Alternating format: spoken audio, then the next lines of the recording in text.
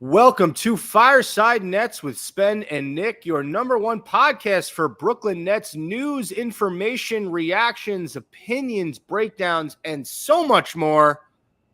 It is June 27th.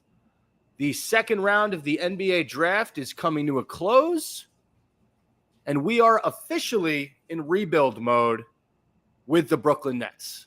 A lot has transpired. Not a ton today. Not a ton on draft day or draft day number 2, but the day before draft day or whatever day that was this week, we had some big news. We'll get to it in a second, but before we do, Nick, how's it going? It's been a minute since you and I connected on here.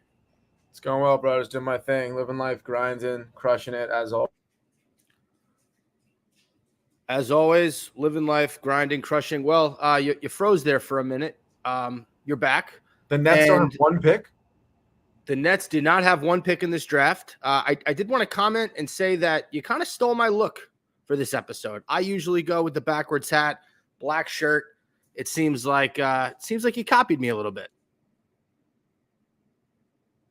And Nick's internet connection is terrible. So right now we can't hear a word that he's saying, but we're going to get into it nonetheless. The big news of the week for the Brooklyn Nets is the Mikal Bridges trade. So the Nets called up their pals, the Knicks, or vice versa. I'm not really sure how it started. And they made a trade. The trade was Mikal Bridges to the New York Knicks. Former Net Bojan Bogdanovic, and 7 picks from the Knicks to the Nets. I believe when all is said and done, that was the trade. I'm going to go over them right now. It was, let's see here if I have the trade up. Do we have the trade? Yeah, it was 4 unprotected first-round picks, a protected first-round pick via the Bucks, an unprotected pick swap, and a second rounder. So 7 picks overall from the Knicks to the Nets for Mikal Bridges. And Bojan Bogdanovic comes back to Brooklyn. Bojan. It's Bojan. The J is the Y sound. Bojan Bogdanovic. Bojan Bogdanovic started his career with the Nets. Bojan. Comes back. This was absolutely just shocking news, I think, to everyone who has been paying attention. Well, yes, I don't think that people thought Mikal Bridges was going to be on the move this offseason. Obviously, given the destination, it wasn't shocking. And the aftermath of what happened and the news that came out about what he wanted wasn't shocking. But after months and months of Sean Marks saying we're trying to retool, we want to be competitive in the East, we want to build with Mikal Bridges. Mikal Bridges said to the media, I want to be here. You know, I'm in Brooklyn. This is where I want to be. The fact that the trade was actually made and the Nets departed with this guy who they, claimed to be a staple, a core piece of the organization, that part was shocking. So, Nick, I'll start with you. What was your reaction when you learned about this trade? I'm honestly happy about it. I like Mikal Bridges. I think he crashed and burned in the fourth quarter, and in crunch time, he wasn't the go-to guy we all wanted him to be. But great mid-range shooter, great 3 or 4 on your team, not 1 or 2, and we were pushing him into be a 1 or 2. We had high expectations for him to fill that role. I like that for the first time, it feels like the Nets are truly rebuilding and hitting the reset button and not trying to Hail Mary players out of their prime, not trying to Hail Mary odd combinations of somewhat superstars. I appreciate the drastic change in direction and strategy considering what's transpired over the last 10 years and the failures over the last 10 years, saying, hey, this is what we've been trying to do. A has not worked. Let's now try the B route. So I like at any point someone hitting that refresh button. Do I think this makes the Knicks that much better? No. And we could disagree on that. I know you have strong feelings. I don't think Mikal Bridges puts the Knicks through to another round in the playoffs. I think last year they had a great run. You can almost call that kind of like not a miracle run, but like an underdog Cinderella story with Julius Randle out as Brunson played out of his mind. A lot of those role players stepped up. You had guys like McBride, DiVincenzo shooting lights out in those playoff games. So Josh Hart too, of course, I have to mention. So I'm overall pleased with this result. Do I think we're now going to have to wait 5 to 7 years to have a decent contending team? Yes. But look what happened to the OKC Thunder, right? Look what happened to not the Atlanta Hawks. They suck. But look what happened to the T-Wolves, with building with Anthony Edwards. There's a lot of teams that this strategy has worked for. The Celtics getting Jaylen Brown and Jason Tatum with 2 good picks, right? Back-to-back seasons. So this strategy seems to be more effective than overloading on superstars and draining your bank account and trading all your picks away dramatically and desperately. So I overall am going to rate this move a 9 out of 10. For the Nets. For the Nets, and a 7 out of 10 for the Knicks, because I think they are contenders now, and I don't believe they are. Yeah, it's a great point. You make some excellent points. Thank you. My reaction when I saw this trade go down was finally Sean Marks gets it. Finally, he's not trying to build a contender without the actual core pieces you need to build a contender. Mikal Bridges and Donovan Mitchell were never going to be better than the Celtics or the Knicks for that matter. Mikal Bridges and Brandon Ingram were never going to be a great team. Trae Young and Mikal Bridges were like, you can come up with every single duo with Mikal Bridges. That team was not going to compete in the East for years to come, at least for a championship. So I thought finally Sean Marks has made a decision that we can all get on board with, since obviously the big three left, got traded, demanded trades, whatever. This is the direction that I think every Nets fan has wanted them to go in, is the full rebuild. Now, you have to recognize, and we're staying with the Nets before we get to the Knicks, and I do want to get to Mikal Bridges. You have to realize that there's no guarantee with this strategy. You can strike out with your first round picks. You're not guaranteed to get into the lottery. I think the Nets have like a 14% chance to get into the lottery next year in 2025, or maybe the 14% chance to get the first pick. I don't remember what the numbers were, but there's no guarantee that you're going to get studs with these picks. So that's like let's recognize that. You can stack as many first round picks as you want. You still have to draft correctly, which is something that Sean Marks, when given the opportunity to draft, and it's ironic because we'll get to this draft in a second, in which the Nets did not have a pick. He has a decent track record of drafting well for the Brooklyn Nets. Look at guys like Nick Claxton, right? Look at guys like Karis LeVert, I think might have been Sean Marks. There's, you look at last year's draft with Jalen Wilson and Dariq Whitehead, who's an unknown, and Noah Clowney, who looks like he can be a real NBA player. So I wanted to preface what I'm saying with that, but this was a home run trade for the Nets. This is everything we could have asked for. And what we're hoping is they're not done. We're hoping that, with some veterans on this team, maybe they don't move them this offseason, because I think we were all a little surprised that Cameron Johnson and Dorian Finney-Smith are still on the roster after draft night. But they're guys that can have really strong starts to the season. And maybe a contender wants to overpay and give us 2 or 3 first-round picks for these guys. And then we stack on more picks. So shout out to Sean Marks. Shout out to the Nets. This is exactly what we've been wanting you to do for about a year now. And then you look at the Knicks. They get what they wanted. They get, another Villanova guy who's friends with their best player, right? Like, part of this is keeping Jalen Brunson as happy as possible. He took a pay cut. He could have made a little bit more money, and he said, I want to be flexible, so you can make moves like this. You could pay OG Anunoby his big money, bring in my buddy Mikal Bridges. They want to keep him. They want to keep Jalen Brunson happy. That's why they make a move like this. And from a basketball perspective, he fits. I mean, you can never have too many wings. He'll come in there, he'll defend, he'll hit some shots. He obviously won't have the usage that he had for Brooklyn and New York, but he'll fit somewhere. He'll start. I think their starting lineup will most likely be Brunson, Bridges, OG, Randall, and then Hartensteiner, Robinson. You'll have DiVincenzo and Josh Hart coming off the bench to start. And that also depends on what they do with Julius Randle, how he comes back, if they want to move him for more pieces.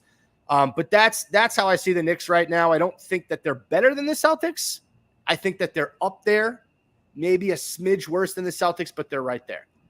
Karis LeVert was drafted by the Pacers, but immediately traded to the Nets. Right.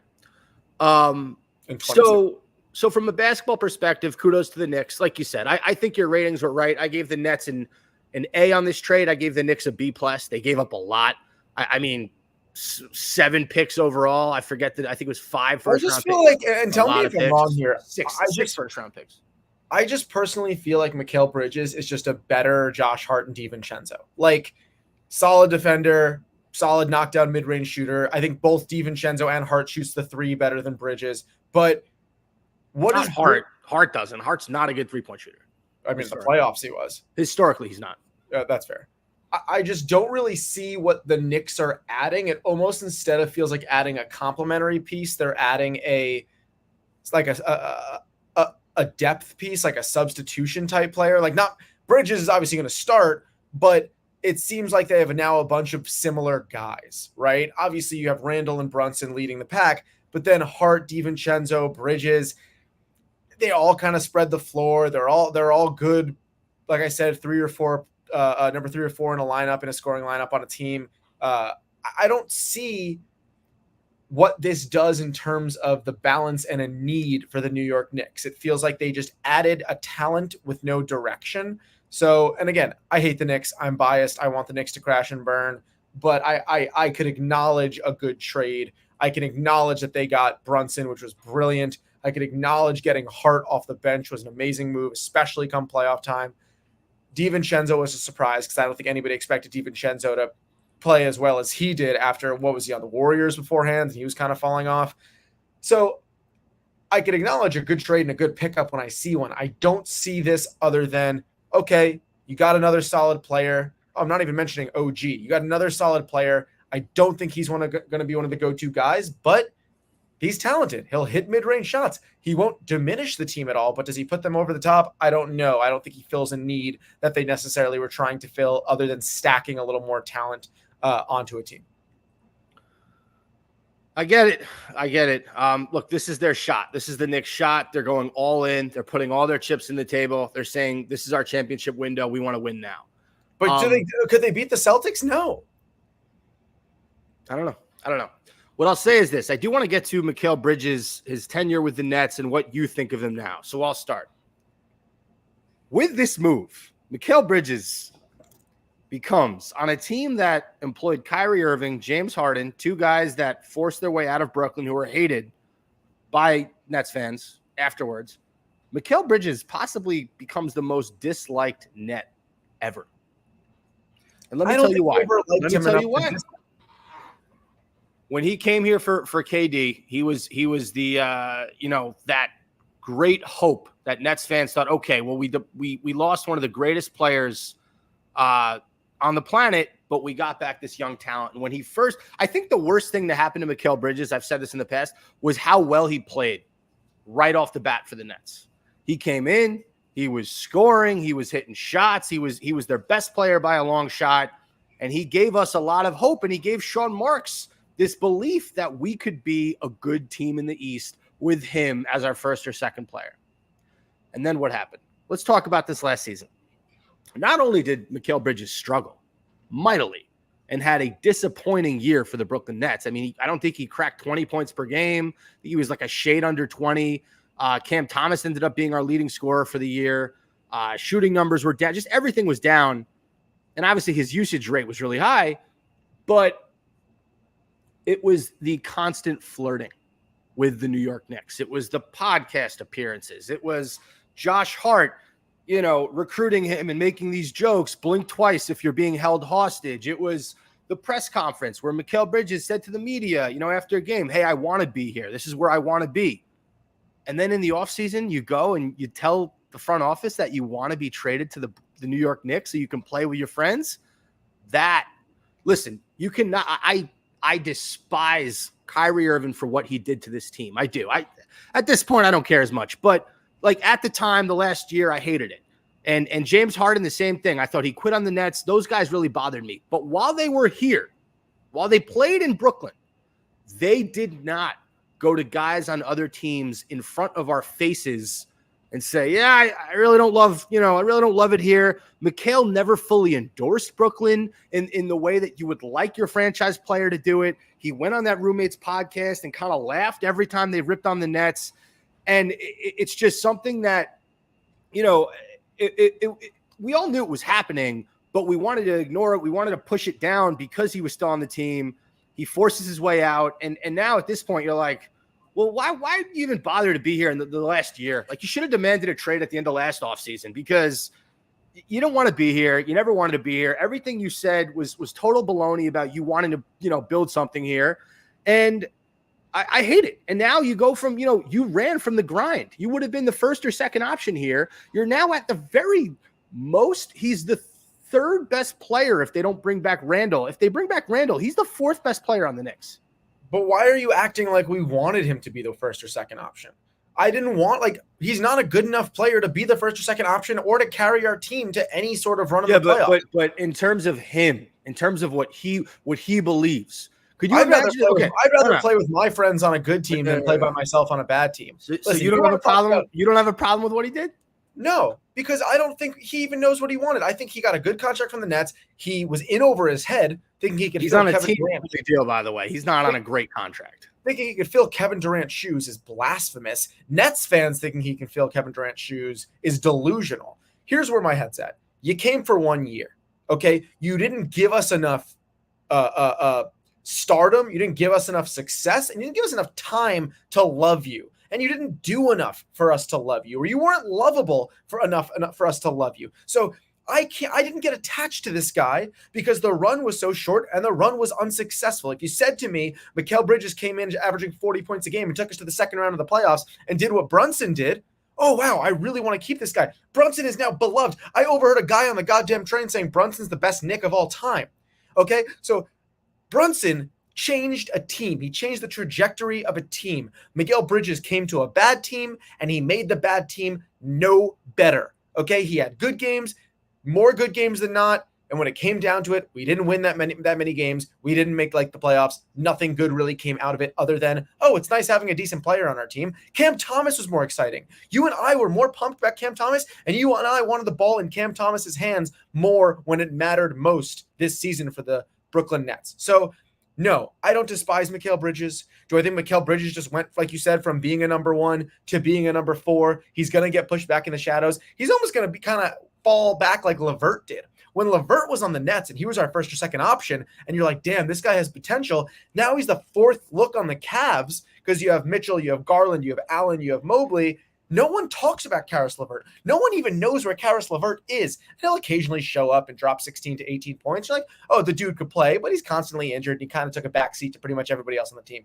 Mikal Bridges is now Mr. Irrelevant. Mikal Bridges is never going to be the number 1 star. He got one chance to be the number 1, and that was on the Brooklyn Nets, and he pussied out and left and didn't want it. I don't think Mikal Bridges is the guy, and I don't think he wants to be the guy. I don't think he has the balls to be the guy. So if you're telling me Mikal Bridges had to walk for us to run in 2029 and win a championship, because that's what I'm predicting right now, Brooklyn Nets 2029 NBA champions, and we will look back and thank Mikal Bridges, who will probably be out of the league by then or averaging 6 points a game on the Portland Trail Blazers. So honestly, this is for the best. I have no negative feelings. Me and Spen saw this picture today. Was it Bleacher Report that posted all the jerseys? Yeah. There's a picture on Instagram of a guy saying I have to stop buying Nets jerseys. And it was like Irving, Harden, Durant, Bridges. Who else was on there? LeVert. All these players that came and left that you thought were going to make an impact on the Nets team. None of these players did shit. And now we're building from scratch and we're going to develop young players so that in 2029, we look back with a middle finger and Kyrie's not winning another one. Bridges isn't going to win one. Durant's not winning another one. I don't care what Brian Windhorst says on First Take about Mike Budenholzer being the answer to the Phoenix Suns issues. That's hilarious to me. This is only good for the Nets, only bad for Bridges. So, I laugh at you, Mikal Bridges, because you just made the biggest mistake of your life, but it will only benefit the Brooklyn Nets organization. Preach. I like that. I almost you turned me. You turned me. So I'm not mad at Mikal Bridges anymore. I agree with you. We should be thanking him because now we have a path. And now Sean Marks has seen the light. And let's talk about it, Nick, because right now, as it currently stands, The Nets have, what was the number of picks? I think it was 15 first-round picks and 10 second-round picks through 2031. That is some Oklahoma City Thunder shit. That's like 3 rosters right there. Okay, Cooper Flag next year, maybe. There's a lot of names that we can look at. Ian Jackson, Dylan Harper. Mad we didn't get Bronny James. We'll talk about that in a bit. Just some names of guys that are coming, some really nice prospects in 2025, 2026. Cooper Flag, he's the ultimate prize, going to go to Duke. He's going to be a generational talent. Kaman Maluak, Ace Bailey, Ian Jackson, Dylan Harper, Cam Boozer, who is the son of Carlos Boozer, and Nolan Trior. A lot of talented young studs coming up. This was the right move for the Nets now. So, Nick, where does that leave the team that we root for over the next few years? We're going to have to endure some really shitty basketball. Are you ready to watch the Nets win 10 to 20 games a season for the next 2 to 3 years? I think they'll surprise you with 30, but yeah, I'm willing. I think I'm willing to take that chance and take that risk as teams have done before, as organizations have done before. They know what they're getting themselves into. They are willing to nosedive for the next few years in order to find success in the later years. So yes, I'm ready. I've been watching bad basketball. This isn't really going to change anything. My expectations are just as low as they've always been. But now we have a glimmer of hope. I agree with you. Getting into some moves that Marks has made so far. So we talked about the Mikal Bridges trade. Let's talk about a guy who did not run from the grind. Nick Claxton signed a 4-year, $100 million deal with the Brooklyn Nets. Smart man. Listen, he knows what's coming. He's 25 years old. He probably could have signed for less elsewhere and been on a more competitive team, but he is a guy who was drafted by Brooklyn. I saw a note, shout out to Billy Reinhart. I don't think a Net has ever gotten a homegrown Net, meaning the Nets drafted this player. I don't think a homegrown Net has ever gotten a contract this lucrative. So shout out to Nick Claxton. You said 4 years, $100 million? Yep. Jared Allen's Cavs deal was 5 years, $100 million. So there you go. Did you see Claxton's Instagram story? No, what was it? He posted a picture of Brooklyn with one of the bridges that goes to Brooklyn. I don't know the fucking bridges. And I also don't want to talk about bridges on this episode. And he just wrote, "I know who I am." That's sick, bro. He's a diehard. He's a day one. He is a Brooklyn Net through and through. And I'll tell you what, he's going to reap the rewards. He is going to be the dude that sticks around and grows with this team. And he's only getting better. I know sometimes I give him shit because sometimes it feels like he's getting incrementally better at a slow rate. But he has gotten significantly better. He's developing. He's only going to only get more double-doubles, more points, more rebounds per game. So I'm excited about Claxton, and I love a guy who wants to be here. There's nothing more likable than that. Nick Claxton is Brooklyn Nets basketball right now. Him and Cam Thomas, flat out. Better or worse. Listen. My predictions for next year, Cam Thomas is going to average 30-plus points per game. He's going to continue to get better. Claxton is going to continue to get better. Who else is going to be here? We're going to see a lot of Noah Clowney next season. So get excited for that. He showed some glimpses at the end of the year. As it stands right now, Cam Johnson and Dorian Finney-Smith are both still on the Nets. So hopefully, Cam Johnson had a really down year last year. I'd like to see him bounce back and play a little better. If anything, increases trade value. And maybe Marks can move him for a first or two before the trade deadline. And then Day'Ron Sharpe. Day'Ron Sharpe is another guy whose name was mentioned in potential trade talks. Right now, he's still on the roster as far as I've heard. But these are all young guys that'll get better. Jalen Wilson should see a lot more time this season. Dariq Whitehead has to work himself back from injury, but I'm excited to see what he can offer. And then you go down the roster, we still have Ben Simmons. He's still out there. We'll see what he has left. His trade value is, I don't know if any team in the league would trade more than a late second round pick for him right now, but let's see what he has in the tank. My point is, you have nothing to lose if you're Sean Marks. Play guys like Ben Simmons. Give, Dennis Schroeder is still on this team. Give him time. See what you can get. Make it an exciting product. regardless of wins and losses, I want guys that can play hard next season. And you know who the Nets should re-sign, Nick? You know, a guy I loved watching this last season? Trendon Watford. Bring me back Trendon Watford. Okay, point forward, 6'9", can score in the paint, underrated three-point shooter, good defender. He is the ultimate guy you want to see during a rebuild. Listen, I mean, you're talking about these 5, 6, 7 rotational players on a 13th to 12th team in the East. They're not really going to thread the needle for me. I like where your head's at. Let's develop some of these guys. Hope one or two of them could follow Claxton's footsteps and become, an 8 and 10 player, a 15 and 5 player, something that kind of rounds out this team amongst other positions, right? We need these guards. Where's Schroeder at? He's still with us, I think. Is he re-signing? I don't know his contract situation. His name was in trade discussions. I'll take a look. But that's the thing. If you have both him and Ben Simmons, like, who do you start in that situation? Who would you start? I forgot Ben Simmons was on the team. I was doing a Sporkle the other day. Sporkle is just like, sports quizzes, a website you can just like kind of challenge yourself. And it said like name the all-stars on every team, or name on every team on every roster, name the player who has been an all-star at any point. And I got like 75% of them. And it said Nets. And I was like, who the hell on this Nets roster was ever an all-star? And I spent like 10 minutes and I literally forgot Ben Simmons was on the team because he never plays a minute. I'd rather have Simmons than Schroeder. I love Schroeder, but Schroeder's older. He's smaller. I kind of know Schroeder's ceiling. I guess as much as I hate everything Ben Simmons has done the last few years, and as much as I'm doubtful and skeptical that he's ever going to be back to the player he was has a much higher ceiling than Dennis Schroeder will ever have. So if you're telling me we're going to put our eggs in one basket, it would be Simmons still for me if we're trying to throw a Hail Mary. So Schroeder's under contract throughout the next season. So he's going to be a free agent next year, which means that if he plays well, the Nets could trade him. I agree with you. I'd like to bring Schroeder off the bench, have him be that point guard that comes in, runs the second unit. But again, we don't know the health of Ben Simmons. I don't know what's going on there. So either way, I don't mind having those guys to start the year as our point guards. They're both serviceable options if they're on the court. Agreed. I like what Schroeder gave us last year. I thought out of all our guys, like other than Nick Claxton, I thought Schroeder probably played the hardest in terms of effort. Yeah, that's true. Also, we're forgetting Bojan Bogdanovic. Bojan. He's going to be on the team. He can get some minutes. He can get some run. He's got to be 35 at this point.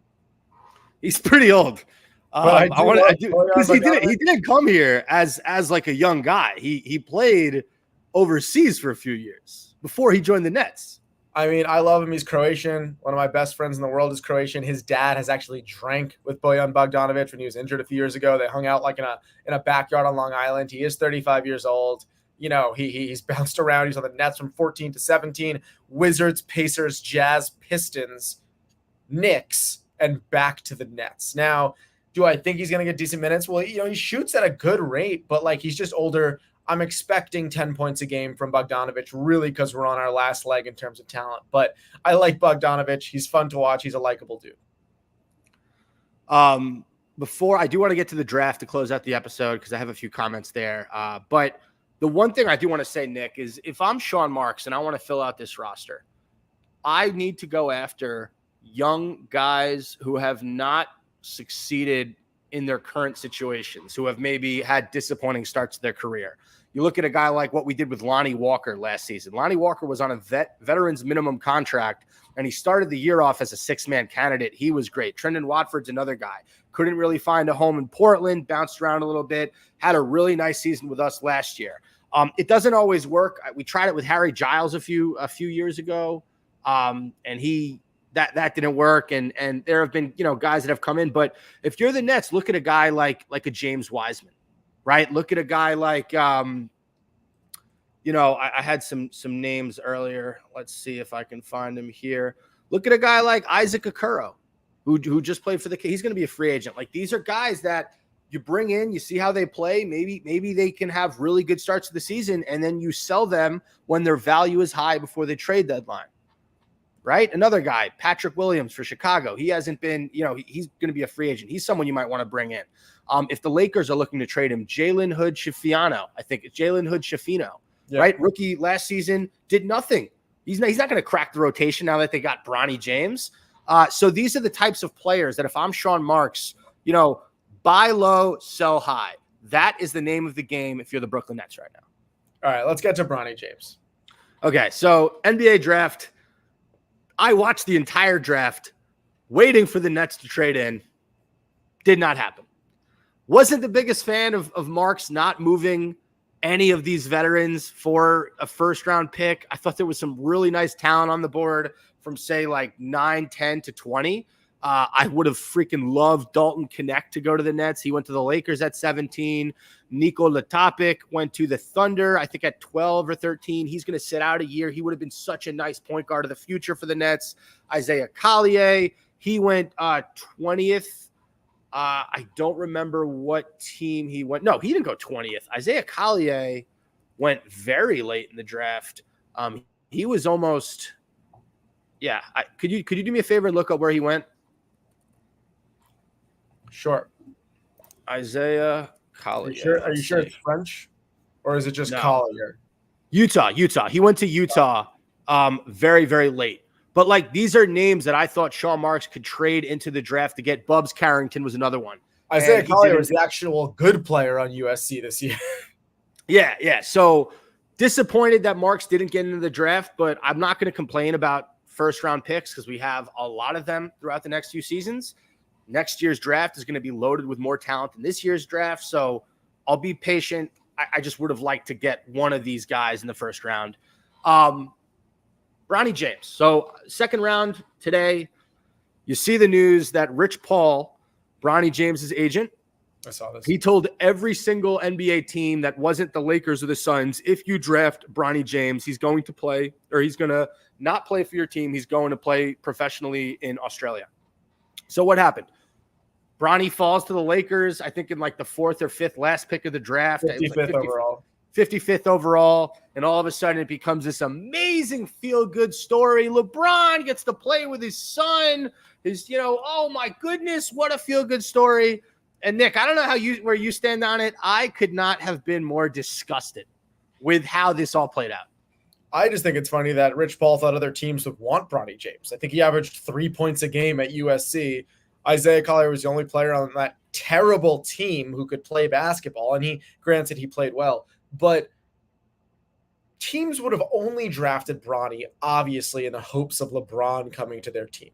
With that said, Bronny does nothing for the National Basketball Association but allow a father and a son to play together.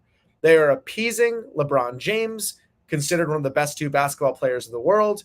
This has nothing to do with creating a winning roster. This has nothing to do with basketball. It has everything to do with LeBron James saying, draft my son before I retire. I would like to play with him. I'm not disgusted. LeBron James has earned every right to do what he wants in this league at this point to his own detriment, right? LeBron James has created an environment where the Lakers can't have a decent coach because LeBron ends up being the coach and they fire everybody. He is now on an organization that is not going to ever pass a 4th or 5th seed in the West. They have a bunch of talent. They have no depth. They have no chemistry. They have LeBron. They have Anthony Davis. I love D'Angelo Russell. I loved him when he was a net. He is one of the most inconsistent players in the league in terms of scoring and shooting at a high field goal percentage. So for me, being disgusted would be a waste of my breath. This is purely entertainment at this point. It's all about the story. LeBron, if you want your son on your team, if you want to play with your son and you do not care about winning at all, congratulations. You have achieved that feat. You will not win. You are not doing what is in the organization or the fans' best interest. You are now putting on a show for yourself, for the league, and that's only going to result in losing basketball games. And I would be shocked if Bronny James was in the league 3-4 years from now. I don't know how he's going to be. I can't, predict the future. I'm not a scout. He could have a really nice NBA career. He could be a bust. But I'll say this, and this is totally coming from a place of personal bias. So before you guys tell me I'm in my feels, I'm being emotional. Yeah, 100% I am. I also want to say, Spen, this is the first time ever a father and son have been on the same team. Which is cool. And that I'm not denying that aspect is cool. I'm not. But I'll say this. You and I grew up, in the sports world, playing sports, and our dad was involved. He was a coach, but there were certain sports where it was nepotism was huge, right? In baseball. You and I never really made the A All-Star team. We were on the B team. Not because we weren't worthy. It's because our dad wasn't in that close-knit circle of dads who made those decisions. All right, fine. High school basketball. There was also some nepotism, right? We're not going to get into specifics, but I didn't play high school basketball because there was a father-son thing in terms of the son played on the high school basketball team that the father coached, and he played the same position as some people. And I locked him down every time JV played varsity. And again, we're not going to bring up names or anything, but nepotism has been a huge thing in my life, and I've been on the wrong side of it, right? And I look at and again, I'm not in the NBA. I was never a college athlete, so forget about me for a second. But that's the background that I'm bringing to this whole thing. And then I look at and I think, how many kids worked their ass off for 4 years in college or one or two, or had an opportunity to be drafted by a team like the Lakers and don't get that chance because their dad isn't LeBron James. And they go undrafted and they have to try to make a G League roster and they have to go play overseas. And I just, that is the part that infuriates me, right? Not only was it, and then now you look at it, it's like, not only was it that he got drafted because of LeBron James to the Lakers, but his agent said no other team should draft him or else he's going to play in Australia. What are we doing? Like that, so that the whole thing is just wild. And I just think about all those kids watching the draft thinking maybe they'll call my name, and they see that happen and they're like, they look at their dad. Their dad probably has an honest 9-to-5 job. He's provided for the family their whole life. And they say, Dad, maybe if you were a bigger deal in the NBA, I could have been drafted by the Lakers. Well, let me say this. I hear your point, but you're a Giants fan. Eli Manning refused to get drafted by the Chargers. Like these. Well, time out. You're right. Eli Manning ended up being, he was also great. He was also the first pick of the draft. So yes, I get that. And again, it was a prima donna move by Eli, but he was a great football player. Bronny James had a very bad year at USC. But how could you blame Bronny James? Yes, if you want to, blame LeBron and blame the Lakers. But if you and I had any opportunity to play in the NBA right now, and we are so below even playing in varsity high school basketball right now and the shape we're in, but I think I can manage. If right now where I was exactly, my dad was so powerful, my dad owned the Warriors, that he can just get me a spot on that roster, you think I'm not taking it because I don't want to take the spot of somebody else? If someone's good enough, they'll go undrafted and they'll make a summer team and they'll play in the G League and they'll work their way up. But for your point to be, he's taking the spot of someone, if someone's good enough, they will find their way into the league. What we're talking about here, yes, it's nepotism. Yes, it's dramatic that Rich Paul's calling people saying he's going to refuse to play for you. But at the end of the day, I do think we live in a world where the best players prevail, where the best players rise up. And if you're think about it this way, right? Hypothetically, Bronny James goes out onto the Los Angeles Lakers this next season and averages 1 point a game shooting 12%. They're not going to play him. And they're going to pick up someone who will get better minutes and play better basketball. So I hear you, but it's hard for me to hate the player. There's a system obviously built around it right now where powerful people like LeBron James could kind of call the shots for his family, for the NBA, for his organization. But I do believe cooler heads will prevail. Basketball will outweigh anything at the end of the day. And even if Bronny ends up being like a Thanasis Antetokounmpo, just being like the best dapper on the team, everyone's out, he's a hype man, and somehow he still has a spot on the roster, fine. But the best basketball players will rise up and they will take his minutes. So best case scenario, he's Ray Allen. Worst case scenario, he's Thanasis Antetokounmpo. Yes, exactly. All right, I'm with it. All right, that does it for this week's episode of Fireside Nets with Spen and Nick, episode 198. Thank you guys for listening. I will be recording a Bleacher Report stream tomorrow Friday, June 28th at 1 p.m. EST. Check it out. I'll be reacting to everything happening with the Brooklyn Nets this last week. Nick, any final words for the listeners? 2029, we hang the banner. Cooper flag, baby. Peace.